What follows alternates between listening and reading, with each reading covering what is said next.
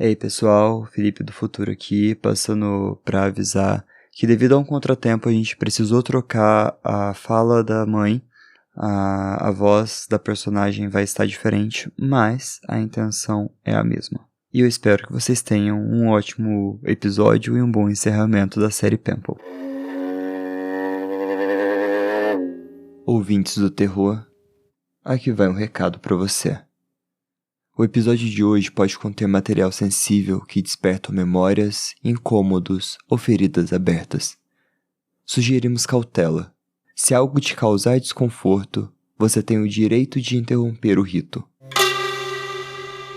E como sempre, fones de ouvido são essenciais. Eles não servem apenas para ouvir e escutar o episódio, mas servem para selar o pacto. Aceita te ver, aceita te ouvir. O terror te guia. Olá, ouvinte! Tá começando mais um episódio do terror. Eu sou o Fê e hoje eu tô mais ou menos sozinho, igual nas últimas 3 partes de Pimple, mas aqui, finalmente, na parte final e na parte que a gente vai descobrir tudo o que acontece com o nosso OP. Cara, nessa creepypasta maravilhosa, na parte 3 a gente viu que escalou bastante a situação que aconteceu com ele, a gente viu o desfecho da Verônica e que tem alguma coisa a mais acontecendo com ele. Então a gente vai ver a resolução disso neste episódio, nessa última parte, e logo em seguida a gente vem com os episódios de Natal. E vão ser 2 episódios de Natal, com uma temática voltada para creepypastas e uma temática voltada para histórias, relatos mais curtinhos, do jeito que a gente está acostumado aqui no terror.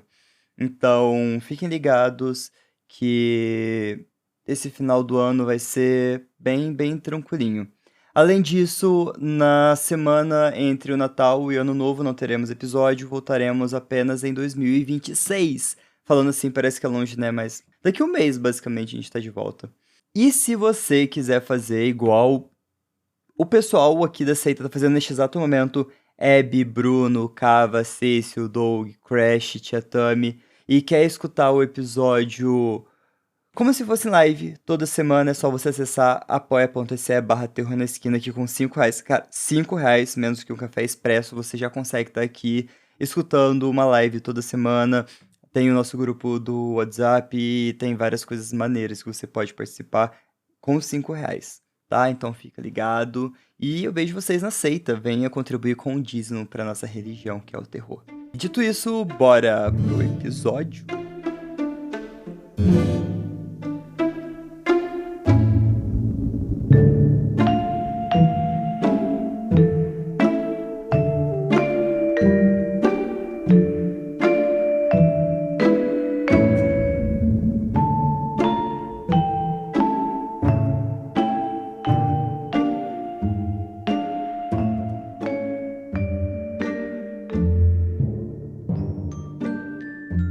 No primeiro dia de jardim de infância, minha mãe optou por me levar de carro para a escola.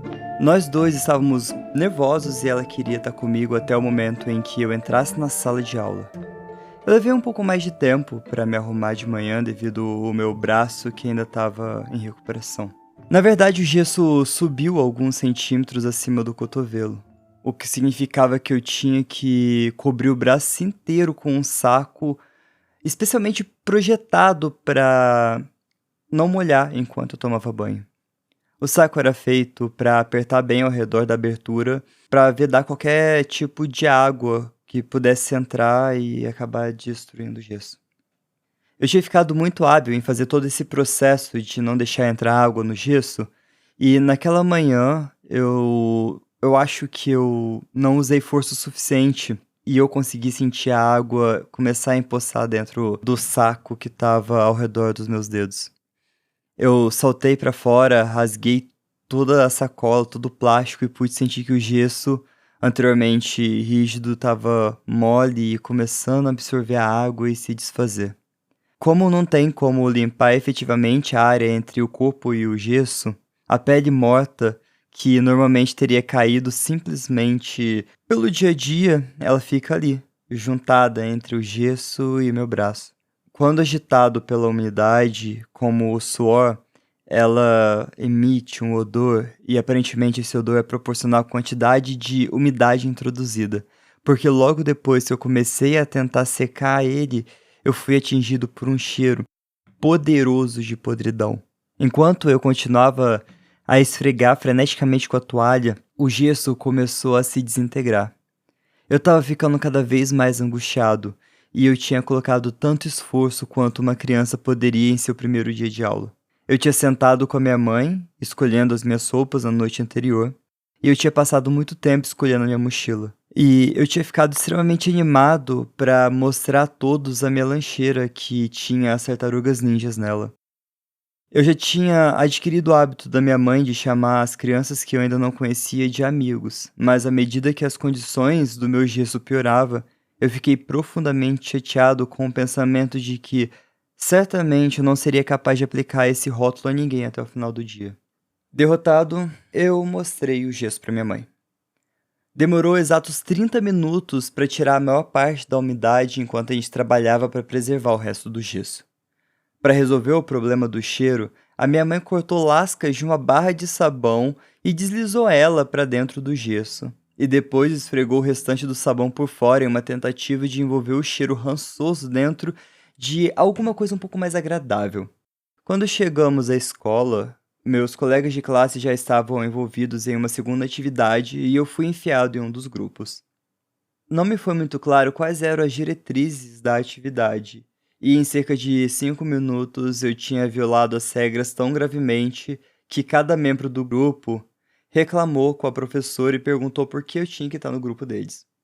Eu tinha trazido um marcador para a escola, na esperança de poder coletar algumas assinaturas ou desenhos no meu gesso ao lado do da minha mãe. E, de repente, eu me senti muito tolo por sequer ter colocado o marcador no meu bolso naquela manhã.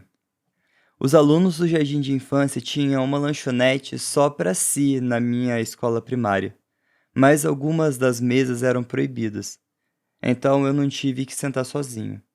Eu estava pegando as pontas desfiadas do meu gesso de forma autoconsciente quando um garoto se sentou na minha frente. Eu gostei da sua lancheira. Eu pude perceber que ele estava zombando de mim. Eu fiquei muito irritado. Na minha mente, aquela lancheira era a última coisa boa sobre o meu dia. Eu não desviei o olhar do meu braço e senti uma ardência nos meus olhos por causa das lágrimas que eu estava segurando. Eu olhei para cima para dizer ao garoto para me deixar em paz, mas antes que as palavras saíssem, eu vi algo que me fez parar. Ele tinha a mesma lancheira. Eu ri e disse: Cara, eu também gostei da sua lancheira. Eu acho o Michelangelo mais legal. Ele disse enquanto imitava os movimentos com o nunchaku. Eu tava meio que rebatendo, dizendo que o Rafael era o meu favorito, quando ele derrubou sua caixa de leite aberta sobre a mesa no colo dele. Eu tentei muito abafar o riso, já que eu não conhecia ele de alguma forma, mas a expressão de tentar segurar esse riso deve que ficou muito engraçado, porque ele começou a rir primeiro. De repente, eu não me senti mais tão mal com o meu gesso, e eu pensei que essa pessoa mal notaria agora de qualquer maneira. Nesse momento, eu pensei em tentar a sorte. Você quer assinar o meu gesso? Enquanto eu tirava o marcador, ele perguntou como eu quebrei o braço. Eu disse a ele que eu caí da árvore mais alta do meu bairro. Ele parecia impressionado. Eu observei ele desenhar com muita dificuldade o nome dele e, quando ele terminou, eu perguntei o que estava acontecendo. Ele disse que estava escrito Josh. Josh e eu almoçávamos juntos todos os dias e, sempre que a gente podia, fazia dupla para os projetos. Eu ajudei com a caligrafia dele e ele assumiu a culpa quando eu escrevi peido na parede com um marcador permanente. Eu viria conhecer outras crianças, mas acho que eu mesmo sabia, naquela época, que Josh era meu único amigo de verdade. Mover uma amizade para fora da escola quando você tem 5 anos é, na verdade, mais difícil do que a maioria se lembra. No dia em que a gente lançou nossos balões, nos divertimos tanto que eu perguntei a Josh se ele queria ir à minha casa no dia seguinte para a gente brincar. Ele disse que sim e que levaria alguns brinquedos dele. Eu disse que também poderíamos sair para explorar e talvez nadar no lago. Quando cheguei em casa, Perguntei à minha mãe e ela disse que estaria tudo bem. Meu entusiasmo era tão grande, mas tão grande, até eu perceber que não tinha como entrar em contato com o Josh para avisar ele. Eu passei o fim de semana inteiro preocupado que a nossa amizade ia se dissolver até a segunda-feira.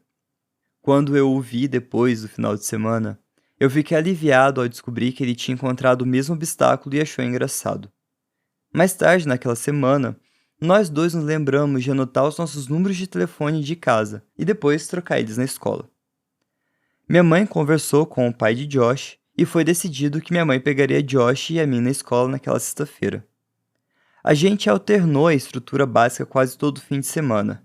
O fato de morarmos tão perto tornava as coisas muito mais fáceis para os nossos pais, que pareciam trabalhar constantemente. Quando minha mãe e eu nos mudamos para o outro lado da cidade, no fim da primeira série, eu tinha certeza de que a nossa amizade tinha visto seu último dia. Enquanto a gente afastava da casa em que eu tinha morado a vida inteira, eu sentia uma tristeza que eu sabia que não era apenas sobre uma casa. Eu estava dizendo adeus ao meu amigo para sempre, mas Josh e eu, para minha surpresa e alegria, permanecemos muito próximos. Apesar de passarmos a maior parte do tempo separados e nos vermos apenas nos fins de semana, a gente permaneceu notavelmente semelhante à medida que a gente estava crescendo.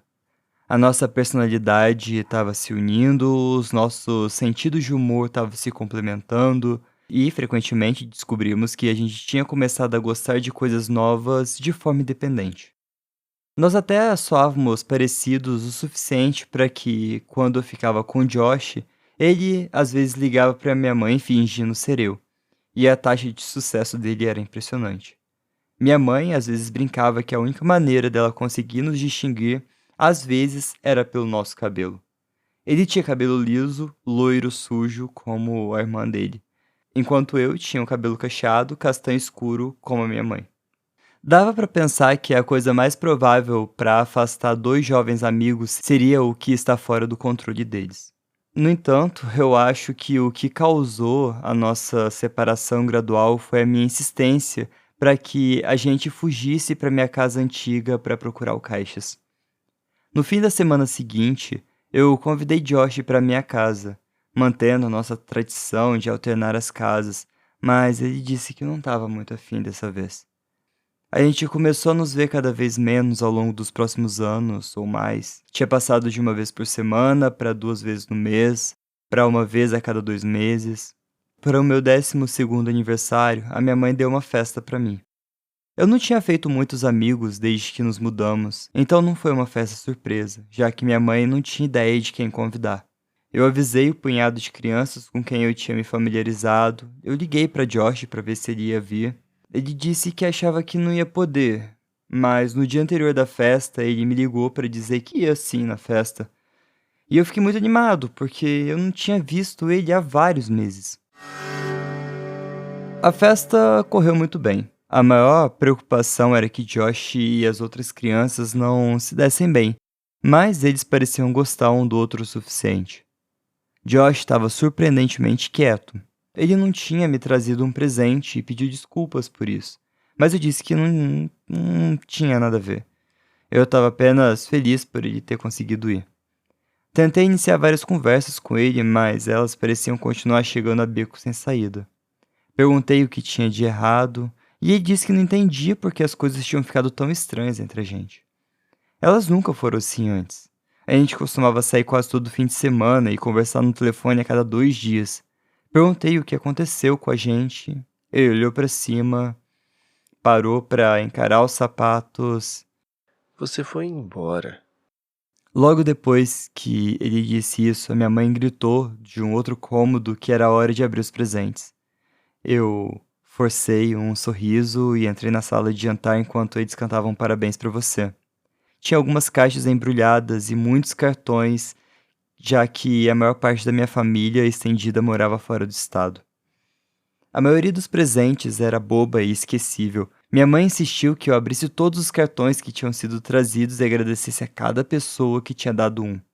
Porque vários anos antes, no Natal, eu tinha rasgado o papel de embrulho e os envelopes com tanto fervor que eu destruí qualquer possibilidade de discernir quem tinha enviado qual presente ou qual a quantidade de dinheiro. Separamos os que tinham sido enviados por correio e os que tinham sido trazidos naquele dia para que os meus amigos não tivessem que ficar sentados enquanto eu abria os cartões de pessoas que eles nunca tinham conhecido. A maioria dos cartões dos meus amigos tinha alguns reais e os da minha família continham algumas notas maiores. O envelope não tinha o meu nome escrito nele, mas estava na pilha, então eu abri. O cartão tinha um padrão floral genérico na frente e parecia ser um cartão que tinha recebido por outra pessoa, que agora estava reciclando ele para o meu aniversário, porque estava, na verdade, um pouco sujo. Eu realmente apreciei a ideia de que era um cartão reutilizado, já que eu sempre achei os cartões bobos. Eu o inclinei para que o dinheiro não caísse no chão enquanto eu abrisse, mas a única coisa dentro era uma mensagem que estava impressa no cartão, escrito: Eu te amo. Quem quer que tenha me dado esse cartão não tinha escrito nada nele, mas eles tinham circulado a mensagem a lápis algumas vezes. Eu ri um pouco e disse: Poxa, mãe, obrigado por esse cartão incrível. Eu gostei, viu?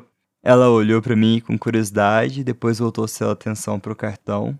Ela me disse que não era dela e parecia divertida enquanto mostrava para os meus amigos, olhando para os rostos e tentando discernir quem tinha feito a piada.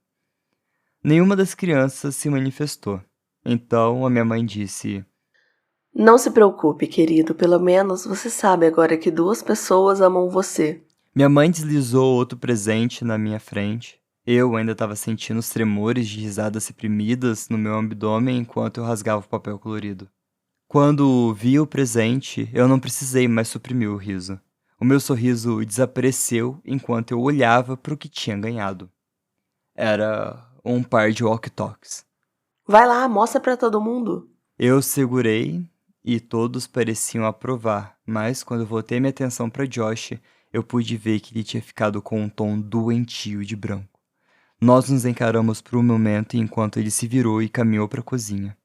Enquanto eu observava discar o número do telefone com o fio preso à parede, minha mãe sussurrou no meu ouvido que ela sabia que eu e Josh a gente não estava conversando tanto desde que um dos walkie-talkies tinha quebrado. Então ela pensou que eu ia gostar do presente. Eu fiquei cheio de uma intensa apreciação pela consideração da minha mãe, mas esse sentimento foi facilmente dominado pelas emoções ressuscitadas pelas memórias que retornaram e que eu tinha tentado tanto enterrar. Quando todos estavam comendo bolo, eu perguntei a Josh para quem ele tinha ligado. Ele me disse que não estava se sentindo bem, então ligou para o pai ir buscá-lo. Eu entendi que ele queria ir embora, mas eu disse a ele que eu gostaria que ele pudesse ficar mais um pouco. Eu estendi um dos walkie-talkies para ele, mas ele levantou a mão, se recusando. Desanimado, eu disse: Tá, mas obrigado por ter vindo, eu acho. Eu espero te ver pelo menos antes do meu próximo aniversário. Eu sinto muito. Eu vou tentar te ligar mais vezes. Eu vou, de verdade. A conversa parou por aí enquanto a gente estava esperando na minha porta pelo pai dele. Eu olhei para o rosto dele. Josh parecia genuinamente arrependido por não ter se esforçado mais. O humor dele pareceu subitamente reforçado por uma ideia que o tinha atingido. Ele me disse que sabia o que me daria de presente de aniversário. Levaria um tempo, mas ele achava que eu realmente ia gostar. Eu disse a ele que não era grande coisa, que era para desistir dessa ideia, mas ele estava insistindo. Ele parecia com um humor melhor e pediu desculpas por ter sido um peso morto na minha festa. Ele disse que estava cansado, que não estava dormindo muito bem. Eu perguntei por que estava acontecendo isso enquanto ele abria a porta em resposta à buzina do pai dele na entrada da garagem. Ele se virou para mim, acenou para se despedir enquanto respondia minha pergunta. Eu acho que eu tenho tido sonambulismo. E essa foi a última vez que eu vi meu amigo. E, alguns meses depois, ele se foi.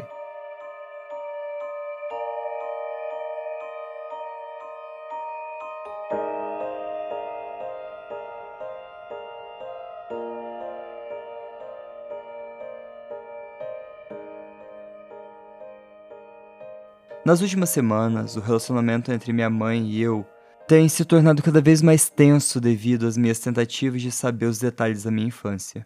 É o caso que não se pode saber o ponto de ruptura de uma coisa até que essa coisa se frature. E, após a última conversa com a minha mãe, eu imagino que a gente vai passar o resto das nossas vidas tentando reparar o que levou uma vida inteira para construir. Ela tinha colocado tanta energia em me manter seguro, tanta física quanto psicologicamente, mas eu acho que as paredes destinadas a me isolar do mal também estavam me protegendo da estabilidade emocional dela. À medida que a verdade jorrava a última vez que a gente conversava, eu podia ouvir um tremor na voz dela que eu acho que era a reverberação do colapso do mundo dela. Eu não imagino que minha mãe e eu a gente vá conversar muito mais, e embora ainda haja alguma coisa que eu não entenda, eu acho que eu sei o suficiente. Depois que Josh desapareceu, os pais dele fizeram tudo o que podia para encontrá-lo. Desde o primeiro dia, a polícia sugeriu que eles contatassem os pais de todos os amigos de Josh para ver se ele estava com eles. Eles fizeram isso, é claro, mas ninguém tinha visto ou tinha ideia de onde ele poderia estar. A polícia não conseguiu apresentar nenhuma nova informação sobre o paradeiro de Josh, apesar do fato de terem recebido vários telefonemas anônimos de uma mulher pedindo para que comparasse esse caso com um caso de stalking que tinha sido aberto cerca de 6 anos antes. Se a garra da mãe de Josh do mundo se afrouxou quando o filho desapareceu, ela quebrou quando Verônica morreu. Ela tinha visto muitas pessoas morrerem no hospital, mas não tem quantidade de sensibilização que possa fortalecer uma pessoa contra a morte do próprio filho. Ela visitava Verônica 2 vezes por dia, já que ela estava se recuperando em um hospital diferente. No dia em que Verônica morreu, a mãe dela se atrasou para sair do trabalho, e quando chegou ao hospital da filha, Verônica já tinha falecido. Isso foi demais para ela e nas semanas seguintes, ela se tornou cada vez mais instável. Ela frequentemente vagava pela rua gritando para que Josh e Verônica voltassem para casa. E houve várias vezes em que o marido a encontrou vagando pelo antigo bairro no meio da noite, semi-vestida e procurando freneticamente pelo filho e pela filha. Devido à deterioração mental da esposa, o pai de Josh não podia mais viajar a trabalho e começou a aceitar empregos na construção civil com salários mais baixos para que pudesse ficar mais perto de casa. Quando eles começaram a expandir meu antigo bairro, cerca de 3 meses depois que Verônica morreu, o pai de Josh se candidatou a todas as posições e foi contratado. Ele era qualificado para liderar os locais de construção, mas aceitou um emprego como operário, ajudando a construir estruturas, limpar os locais e o que mais fosse necessário. Ele até aceitava bicos que ocasionalmente apareciam, cortar grama, consertar secas, qualquer coisa para evitar viajar. Eles começaram a limpar a mata, a área ao lado do afluente para transformar a terra em propriedade habitável. O pai de Josh foi encarregado da responsabilidade de nivelar o terreno recentemente desmatado, e esse trabalho lhe garantia pelo menos várias semanas de trabalho. No terceiro dia, ele chegou a um ponto que ele não conseguia nivelar.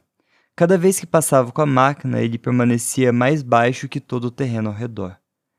Frustrado, ele desceu da máquina para inspecionar a área, e ele ficou tentando simplesmente colocar mais terra na depressão.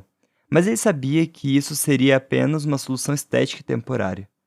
Ele tinha trabalhado na construção por anos e sabia que os sistemas das raízes das árvores que tinham sido recentemente cortadas iam se decompor, deixando o solo fraco e que ia dar fraqueza para as casas que fossem construídas acima. Ele ponderou suas opções e optou por cavar um pouco mais com a pá, caso o problema fosse superficial o suficiente para ser corrigido sem uma máquina, que teria que ser trazido de outro local. Enquanto minha mãe descrevia onde era isso, e eu soube que eu tinha estado nesse local tantas vezes antes do solo ser quebrado quanto antes de ter sido preenchido, eu senti um aperto no peito. Ele cavou um pequeno buraco com cerca de 1 metro de profundidade até que sua pá colidiu com alguma coisa rígida. Ele bateu sua pá repetidamente contra ele na tentativa de medir a espessura da raiz e a densidade da raiz quando, de repente, a sua pá mergulhou através da resistência. Confuso, ele escavou um buraco um pouquinho mais largo. Depois de cerca de meia hora de escavação, ele se encontrou parado sobre uma caixa coberta por um cobertor marrom, com cerca de 2 metros de comprimento e 1,20 metro de largura. Nossas mentes trabalham para evitar a dissonância. Se a gente mantiver uma crença com força suficiente, as nossas mentes vão rejeitar as forças das evidências que entram em conflito para que a gente possa manter a integridade da nossa compreensão do mundo. Até o momento seguinte, apesar de tudo que o sentido indicava, apesar do fato de alguma parte pequena, mas sufocada dele entendia o que estava sustentando o peso dele, esse homem acreditava, ele sabia que o filho dele ainda estava vivo. A minha mãe recebeu um telefonema às 18 horas. Ela sabia quem era, mas não conseguia entender o que estava dizendo. Mas o que ela compreendeu a fez imediatamente sair. Aqui embaixo. Agora. Filho. Por favor, Deus. Quando ela chegou, ela encontrou o pai de Josh sentado perfeitamente imóvel de costas para o buraco. Ele estava segurando a pá com tanta força que parecia que ia quebrar ela a qualquer instante. Ele estava olhando fixamente para frente, com os olhos que pareciam tão sem vida quanto a de um tubarão. Ele não respondia a nenhuma de suas palavras, e só reagiu quando ela tentou gentilmente tirar a pá dele. Ele arrastou os olhos lentamente para os dela e apenas disse: Eu não entendo. Ele repetiu como se tivesse esquecido todas as outras palavras. E a minha mãe podia ouvi-lo ainda murmurando enquanto ela passava por ele para olhar o buraco. Ela me disse que desejava ter arrancado os olhos dela antes de olhar para baixo naquela cratera. E eu disse a ela que eu sabia o que ela estava prestes a dizer e que ela não precisava continuar.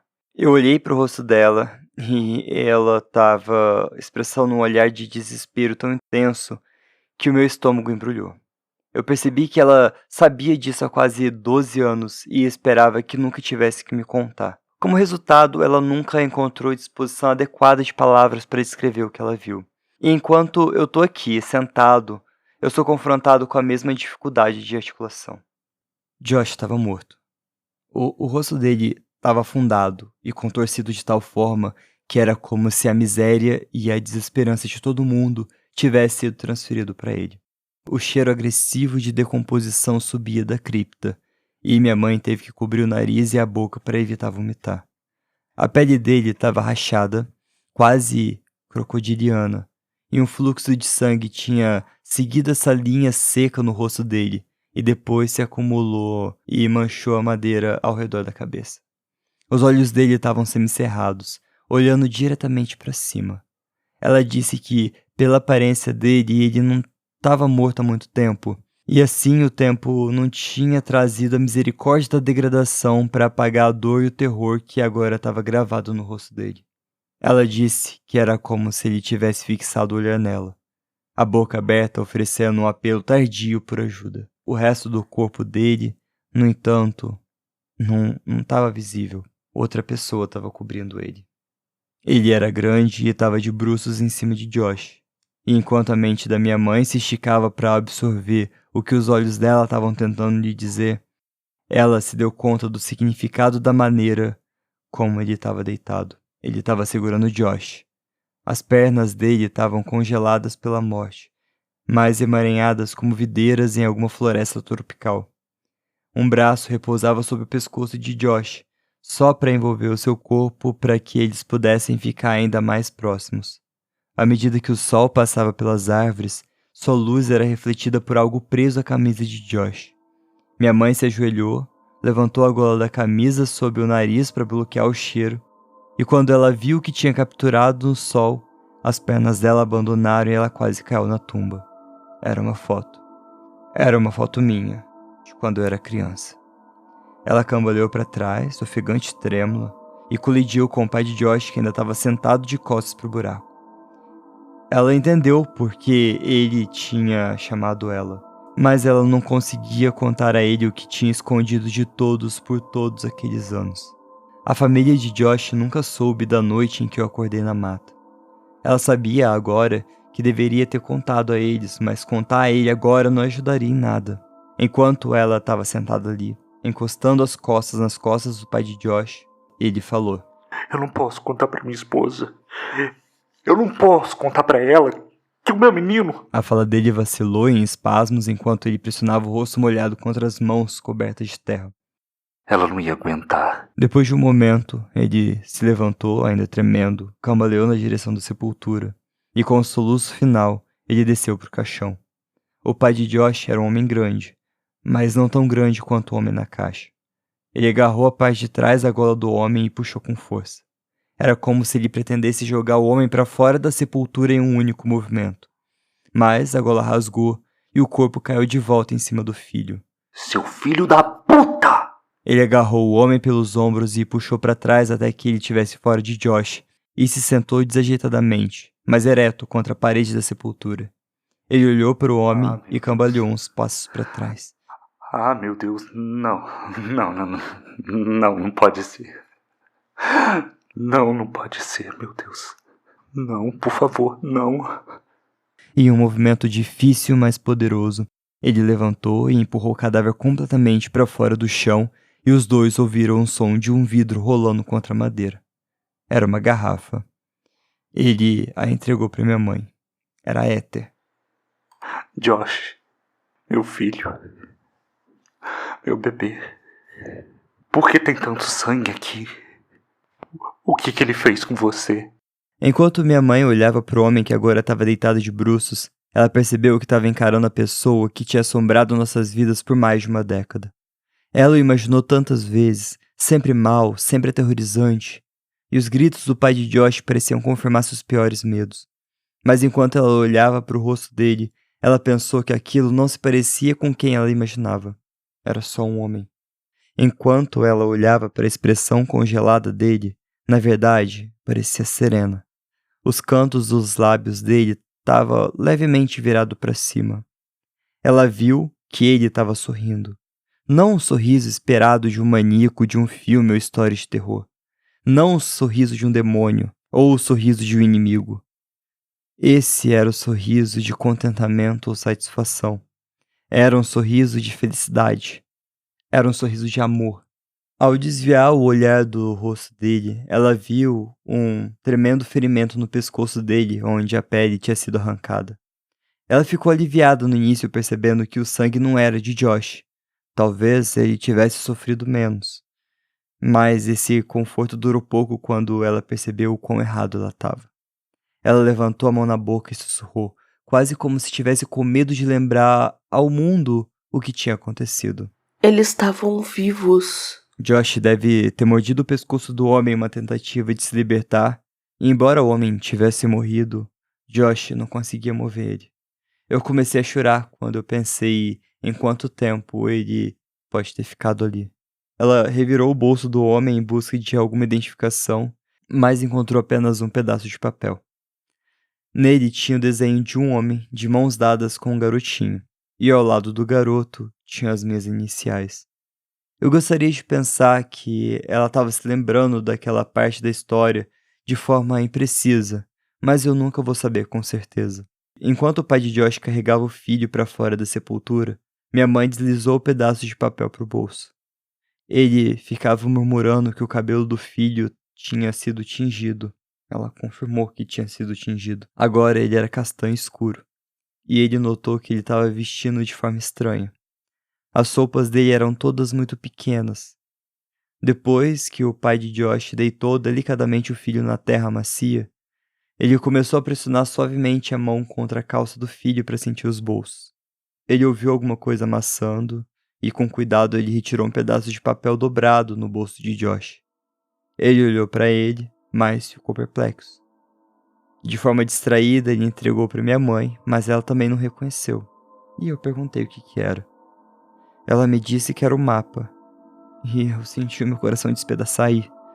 Ele estava terminando o mapa. Esse deve ter sido o presente de aniversário dele. Eu me peguei extremamente esperando que ele não tivesse sido morto enquanto ele estava fazendo os mapas.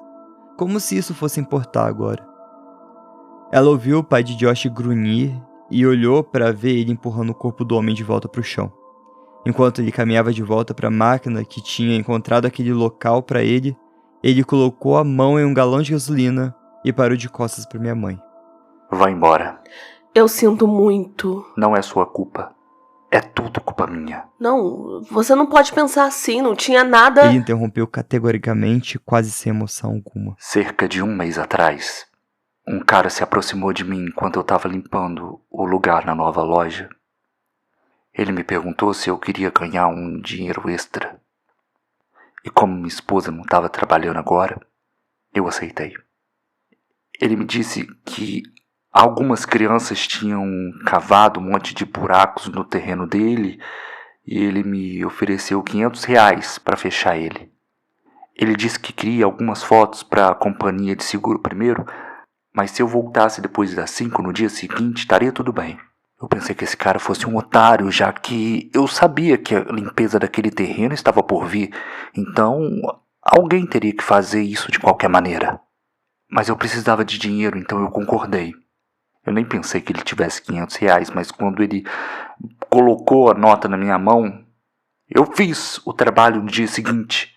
Eu estava tão exausto que eu nem pensei nisso depois que eu terminei. Eu não pensei nisso até hoje, quando eu tirei aquele mesmo cara em cima do meu filho. Ele apontou para a sepultura e suas emoções começaram a se manifestar enquanto ele caía em soluço. Ele me pagou R$500 para que eu enterrasse o meu filho. Foi como dizer isso em voz alta forçasse a aceitar o que tinha acontecido, e ele desabou no chão em lágrimas. Minha mãe não conseguia pensar em nada para dizer e ficou ali em silêncio pelo que pareceu uma eternidade.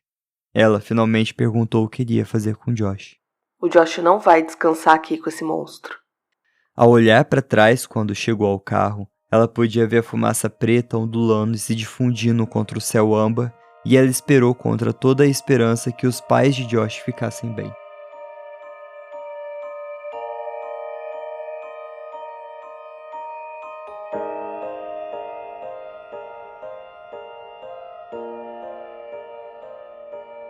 Eu saí da casa da minha mãe sem dizer muito mais. Eu disse a ela que eu a amava e que falaria com ela em breve, mas eu não sei o que em breve significa pra gente. Eu entrei no meu carro e fui embora. Eu entendi agora porque os eventos da minha infância tinham parado anos atrás. Como adulto, eu agora via conexões que estavam perdidas para uma criança que tende a ver o mundo em flashes ao invés de sequência. Eu pensei no Josh. Eu amava tanto ele naquela época. Eu ainda amo ele hoje. Mas parece que eu sinto mais falta dele agora que eu sei que nunca mais vou ver ele. E eu me pego desejando ter abraçado ele uma última vez quando eu o vi. Eu pensei nos pais dele, enquanto eles perderam e quão rapidamente essa perda tinha chegado. Eles não sabem sobre minha conexão com nada disso, mas eu nunca poderia olhar nos olhos deles agora. Eu pensei na Verônica, e eu só a conheci de verdade mais tarde na minha vida. Mas, por aquelas breves semanas, eu acho que eu realmente a amei. Eu pensei na minha mãe. Ela tinha se esforçado tanto para me proteger e era mais forte do que eu jamais seria. Eu tentei não pensar no homem e no que ele tinha feito com Josh por mais de 2 anos. Principalmente, eu apenas pensei no Josh. Às vezes eu gostaria que ele nunca tivesse sentado na minha frente naquele dia no jardim de infância. Que eu nunca soubesse como era teu amigo de verdade. Às vezes eu gosto de sonhar que ele está num lugar melhor, mas isso é apenas um sonho, eu sei disso. O mundo é um lugar cruel, tornado ainda mais cruel pelo homem. Não vai ter justiça para o meu amigo, não vai ter confronto final, não vai ter vingança. Tinha acabado por quase 1 década para todos, menos para mim agora. Eu sinto sua falta, Josh. Eu sinto muito por você ter me escolhido. Mas eu sempre vou valorizar as minhas memórias de você. A gente era explorador. A gente era aventureiro.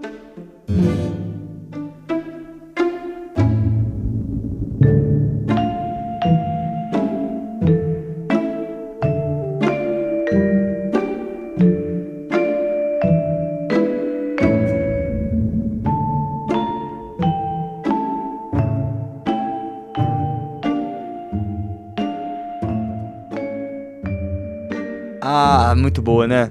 É, pessoal, por aqui a gente encerra essa creepypasta maravilhosa que se chama Pimple. Como a tia Tami disse aqui, tadinho de Josh, que ela ficou tristinha sim, eu também fiquei bem pensativo com essa creepypasta. Valorizem as pessoas que você tem na sua vida agora, abrace todo mundo quanto você ainda pode. Reflexões, hein? Mas, bom, é importante tirar reflexões de creepypastas para o nosso dia a dia, né? Meio que lições, fábulas.